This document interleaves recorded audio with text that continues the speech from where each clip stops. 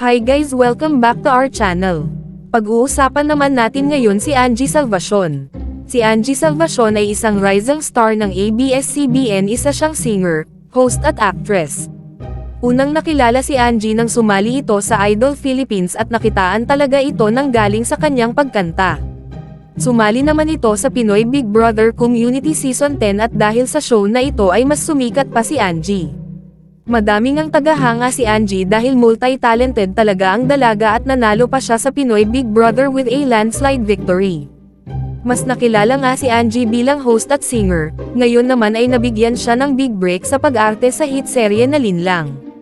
Ang role ni Angie ay kapatid siya ng karakter ni Kim Chu, madami ngang tagahanga ni Angie na finally nabigyan na siya ng magandang project sa pag-arte. Ngunit dahil nga baguhan si Angie sa pag-arte at mga bigatin ang kanyang mga kasama, may time talaga na pag-iiwanan si Angie sa artehan at dahil dito madaming mga criticism sa kanyang pagganap. Madaming ang fans ng Linlang series na nag-tweet na sana alis na si Angie sa Linlang dahil siya lang daw umano ang panira sa show.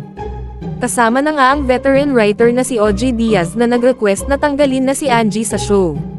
Ang sabi ni OG, sa Linlang di ba pwedeng syunggalan na yung subplot na nagkakagustuhan sina Angie at Kiss? Medyo pilit Ang taas na ng kaba mo sa mga twists tapos bigla silang lalabas na parang wala namang chemistry o baka pwedeng sa ibang serye na lang sila magpa-cute siguro. Ito nga ang naging opinyon ni OG, ngunit pinagtanggol naman si Angie ng director ng Linlang na si Jojo Saguan.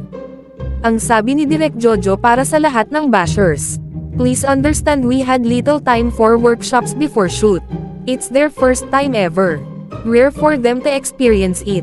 It's a hard time for them but we have to understand and bear with them. But I have to give credits to Angie and Kiss for enduring workshops on the set. Watch them on future episodes. It's a hard journey but they delivered. There's a lot of negative themes happening now and our concern is an acting of a certain actor. Love, love, love."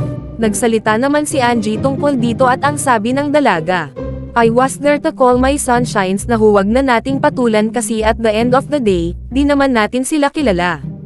They are just there to judge us and all." Actually, ang gagaling ng bashers, na-connect nila yung tweet ko sa sinabi ni Mama OG. Wala naman akong sinabing ganoon kay Mama OG. Just let them be. I don't talk anymore. I just let them talk and I'm just here gonna do my thing. So ano say ninyo dito guys? Comment your thoughts below and don't forget to subscribe to our channel.